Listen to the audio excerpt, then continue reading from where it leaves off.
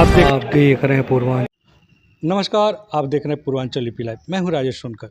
इस समय उत्तर प्रदेश में उपचुनाव की सरगर्मियां बढ़ती जा रही है, क्योंकि भाजपा अपने गठबंधन के साथ सीटों का घोषणा कर चुका है, सीटों का बंटवारा हो चुका है। अब हमारे साथ हैं राष्ट्रीय लोकदल के प्रदेश महासचिव विजय यादव जी। विजय यादव जी से बात करेंगे कि इनकी पार्टी को कहाँ की सीट मिली है और किस तरह से रणनीति बनाएंगे उपचुनाव जीतने के लिए। ये बताइए, आप उपचुनाव की तैयारियां किस तरह से कर रहे हैं? देखिए, पहले तो पूर्वांचल यूपी लाइव का मैं स्वागत करता हूं।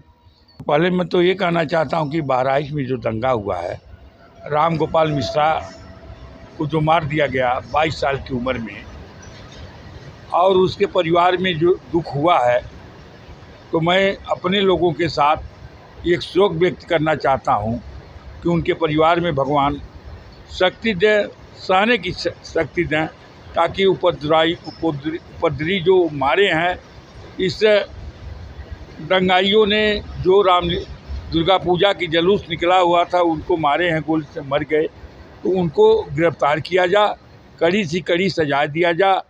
और मैं माननीय योगी आदित्यनाथ को बधाई देना चाहता हूं कि उन्होंने 10 लाख रुपया उनके पत्नी को नौकरी देने के लिए कहा। लेकिन इस समाज में जो लड़ाई है गरीब और अमीर का, जो गरीब का बेटा मार जाता है तो बड़ा दर्द, सबको दर्द होता है। लेकिन कभी हमने आज तक 38 साल की राजनीति में ये कहीं नहीं देखा कि अमीर के बेटा कहीं मार जाता है।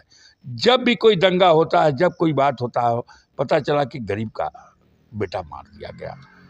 जैसे राम गोपाल के पिताजी को मैं देखा बोलते हुए, उनकी माताजी को बोलते देखे, उनके पत्नी को देखा कि निहत गरीब आदमी है। और कुछ हमारे नेता कहते हैं कि स्कूल का मुंह नहीं देखे, पढ़ने नहीं गए। जब समाज में गरीब अमीर की लड़ाई है, पैसा नहीं है, तो कैसे पढ़ने जाएंगे? इस हिंदुस्तान की सबसे बड़ी वो लोग जो लफाजी के भाषण दे रहे हैं, चाहे जो भी हो, उनसे तो यही मैं कहूँगा कि पहले तो पता कर लें इस देश में गरीब के बेटे क्यों पढ़ते नहीं हैं, क्यों बंगलौर, उड़ीसा, दिल्ली, महाराष्ट्र पढ़ने जाते हैं।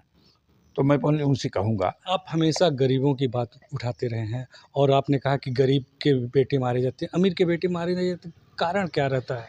देखिए, जब दंगा होता है, जब जुलूस निकलता है, जब कोई बात आता है, तो अमीर के बेटा एसी में रहता है, गरीब का बेटा झोपड़ी पर रहता है, चौराहे पर रहता है।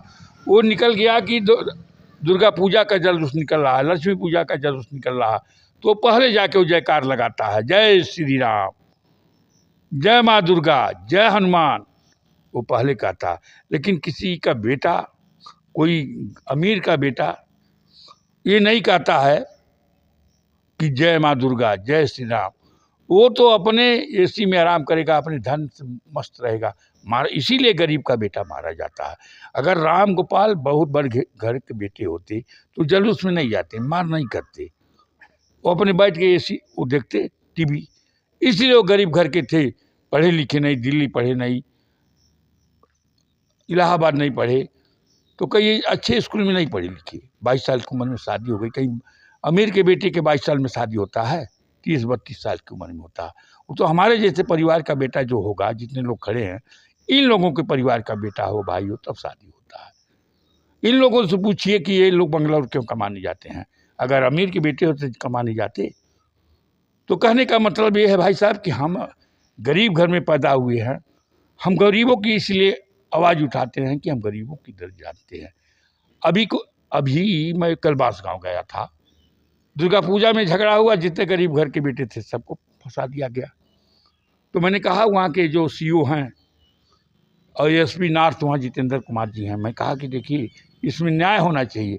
नहीं न्याय मिलेगा तो मैं भाजपा गठबंधन का हूँ, मैं इसकी आवाज़ उठाऊँगा, तो मेरी बात को माने। तो इसलिए आज चुनाव का समय है। बड़े बड़े लफाजी नेता, चाहे हमारे यादव हुए, चाहे जो कुछ कोई हुआ, सब लोग यही कह रहे हैं कि ऐसे करना चाहिए, वैसे। अरे एक प्रोफेसर है, पता नहीं। ये बताइए, बहराइच की जो घटना है, बहराइच में आप कह रहे हैं, किस तरह की घटना को किस तरह से आप देखते हैं? देखिए, मैंने कहा ना कि अगर वो अमीर घर के बेटे होते तो दुर्गा पूजा में नहीं जाते, अपने घर होते। और अभी उस बीच राम गोपाल मिश्रा की शादी 4-5 महीना हुए, और गरीब थे तब वो नारा लगाने गए थे। तो आखिर गरीब क्यों जाता है नारा लगाने पे? गरीब इसलिए जाता है कि उसको धर्म पर बहुत विश्वास करता है कि जय माता दुर्गे, जय हनुमान जी, जय श्री राम, बहुत विश्वास रहता है। यहीं राजघाट का मेला लगता है, लेकिन एक भी अमीर राजघाट नहीं जाता है। जितने जाते हैं गरीब गांव के जाते हैं। हमारे यहाँ के लोग भुनकोटा, मंझरिया, उत्तरा सोज, मोहम्मदपुर, गुमनापुर, सेमरा, सिवरिया, डोमिनगढ़, यही लोग झोरा ले लेते हैं, पिसार रख लेते हैं, दाल रख लेते हैं, नमक रख लेते हैं, चले जाते हैं नहाने। राप्ती नदी पर नहाते हैं लोग, मंझरिया में, उत्तरासोज में, मझगावा में, जो भी राप्ती नदी किनारे है, जोराम पिसान ले लेंगे, चले जाएंगे, अपना बच्चे दान करेंगे, वो कर लेंगे। इसलिए गरीबी पूछा जाता है। गरीब घर का बेटा न IAS ऑफिसर नहीं हो पाता, पुलिस में भर्ती होना तो बहुत बड़ी बात है। इसलिए मैं गरीबों को बात करता हूँ। आज जो नेता उगल रहा कि ये पढ़ करना चाहिए, वो लोग पढ़ लिख करके, मैं उन लोगों से कहना चाहता हूँ, प्रोफेसर यादव जी बहुत बोलते हैं, लफाजी बातें देते हैं, मैं उनसे कहना चाहता हूँ कि आप बड़े घर के लड़के थे, प्रोफेसर हो गए, लेकिन आप किसी गरीब घर के बेटे को पढ़ाए, दान दिए किसी को, कि भाषण देने से देश में काम चलेगा। तो कहने का मतलब है कि आज हमको समाज में खड़ा होने का मौका मिला, तो चौधरी चरण सिंह की देन। वो कहते हैं कि कलम की मार करो, लेकिन जब पैसा नहीं रहेगा तो कलम का कहाँ मार करने जाएंगे? हम किसी का खेत लेंगे, अधिया बोएंगे, तो हम वो लड़ाई लड़ेंगे कि जाएंगे कलम की लड़ाई? तो मैं कहना चाहता हूँ कि आज मुझे समाज में खड़ा होने का मौका मिला। पिछड़े किसानों, दबे कुचले के लोगों, ये चौधरी चरण सिंह की देन है। मुझको याद है, मैं साथ में पढ़ रहा था, शाहजहां में चौधरी चरण सिंह का प्रोग्राम लगा हुआ था। माननीय शारदा प्रसाद रावत चुनाव लड़ रहे थे, तो हम भी गए चौधरी चरण सिंह का नाम सुन करके कि भाई बड़े अच्छे बोलते हैं। तो उन्होंने कहा कि ये मेरे समाज के लोग, तुम लोग पीछे क्यों बैठे हो? लाठी लेके आगे बढ़ गए। ज्यों आज लाठी लेके लोग आगे गए, तब तक उन्होंने कहा नहीं नहीं, इससे नहीं लड़ना है, इससे लड़ना है, कलम से लड़ना है। हमारे समाज के लोग, यादव बिरादरी के लोग बैठ गए। तो डॉक्टर अंबेडकर भी ने कहा था कि कलम की लड़ाई, कलम से ही आप ताकत होगा। देखिए, डॉक्टर अंबेडकर, महात्मा गांधी, चौधरी चरण सिंह, अटल बिहारी, ये लोग महान लोग हैं। कहते हैं दर्द, लेकिन जो लोग योजना भेजते हैं वो बड़े लोग खा के बैठ जाते हैं। मान लीजिए योगी जी हैं, तो मान लीजिए हम लोगों को व्यक्तिगत जानते हैं, तो हम लोग जाके मिलते हैं तो कुछ न कुछ करते हैं, लेकिन हम जब नहीं मिलेंगे, अपनी बात नहीं कहेंगे, तो 107 में जेल हो जाएगा, 20 दिन जेल काट के आएंगे हम बाहर। अब उपचुनाव की बात किया जाए तो किस तरह की रणनीति होगी? देखिए, उपचुनाव में जो मेरा इंडिया से गठबंधन है, भाजपा राष्ट्रीय लोक दल का गठबंधन है, 1 सीट हमको मिला है। आज जो लोग फैला रहे हैं ये अफवाह नहीं चलेगा, और हम 10 की 10 सीट लड़ेंगे, जीतेंगे। ये चुनाव माननीय योगी आदित्यनाथ के नेतृत्व में और माननीय जयंत चौधरी, जो राष्ट्रीय लोक दल के हमारे नेता हैं, गठबंधन किए हैं, उनके नेतृत्व में हम लोग चुनाव जीतेंगे और हम लोग लखनऊ पहुंचेंगे। और बाकी बड़े नेता हमारे मोदी जी हैं, अमित शाह जी हैं, माननीय राजनाथ सिंह हैं। इन लोगों का जो भी निर्देश होगा, हमारे नेता का जो निर्देश होगा, हम प्रचार करने जाएंगे। और मैं कहना चाहता हूं कि पश्चिम में एक नेता बोल गए थे ना, हमने कहा कि जयंत चौधरी की 1.5 जिले की पार्टी है, उसको ज्ञान नहीं है कि आज जो मैं बोल रहा हूँ पूर्वांचल में, ये चौधरी चरण सिंह की देन है, जो हिंदुस्तान के प्रधानमंत्री हुए थे। ये माननीय अजीत सिंह, जो हमारे नेता थे, उनकी देन है।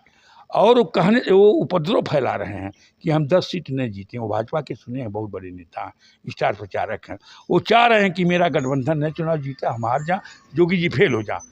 तो मेरे कहने का मतलब है, संगीत सोम जी से कहना है कि लफाजी की भाषा न दें और जा कर के हमारे नेता जयंत चौधरी से माफ़ी मांग लें। और उनकी औकात नहीं है कि जयंत चौधरी के दर चौकट से पहुंच जाएंगे। अगर पहुंचेंगे भी, उनके जूते में पालिश नहीं लगवा पाएंगे, उनकी चप्पल में पालिश नहीं लगा पाएंगे। और उनके पास दम हो तो गोरखपुर में ऐलान करके आवें कि मैं भाषण देने आ रहा हूं, तो चौधरी चरण सिंह के सिपाही, अजीत सिंह के, जयंत चौधरी के सिपाही बताएंगे। और मैं मेरठ जाऊंगा, मीरपुर प्रचार करने जाऊंगा। अगर संगीत सोम के पास दम होगा तो विजय यादव का भाषण और चुनाव रोक देंगे, तो उसी दिन से मैं राजनीति करना छोड़ दूंगा। इसलिए योगी आदित्यनाथ, जो उत्तर प्रदेश के मुख्यमंत्री हैं, वो व्यक्तिगत जानते हैं कि घुनकोटा, मंझरिया, मंझरिया, उत्तरा सोच, गोबिनापुर, मझगावा, मोहम्मदपुर, बेला, लच्छीपुर, नकहा, बुढ़ियाबारी, यहाँ के लोग जब जिले में हलते हैं तो कहते हैं कि मेरा घर फला जगह है, गुनगुन कोटा, उत्तरासुर में कहते हैं अरे भाई ये तो महाराज के लठैत हैं, तो ये लठैत प्रचार करने आएगा और सोमनाथ के पास, संगीत सोम के पास दम होगा तो रोकेंगे हमको, और उनके पास अगर दम है तो आके चैलेंज करके मैं फला तारीख को आएंगे तो उनको हम लोग बता देंगे कि हम लोग अजीत चंद चौधरी के सिपाही हैं और किस तरह से कार्य करते हैं। ये राष्ट्रीय लोकदल के प्रदेश महासचिव विजय यादव जी थे। विजय यादव जी हमेशा गरीबों की बात करते रहे, गरीबों की भलाई के लिए काम करते रहे, गरीबों के भलाई के लिए आवाज़ उठाते रहे, और उन्होंने कहा कि भाजपा गठबंधन से इनका गठबंधन है और ये उत्तर प्रदेश के उपचुनाव में 10 की 10 सीट विजय श्री होगा। और संगीत सोम के द्वारा जिस तरह से आरोप लगाया गया था कि 1.5 दर्जन की पार्टी राष्ट्रीय लोकदल की पार्टी है, उसके खिलाफ, संगीत सोम के खिलाफ भी जमकर आक्रोश व्यक्त किया। पूर्वांचल यूपी लाइव के लिए मैं राजेश सोनकर।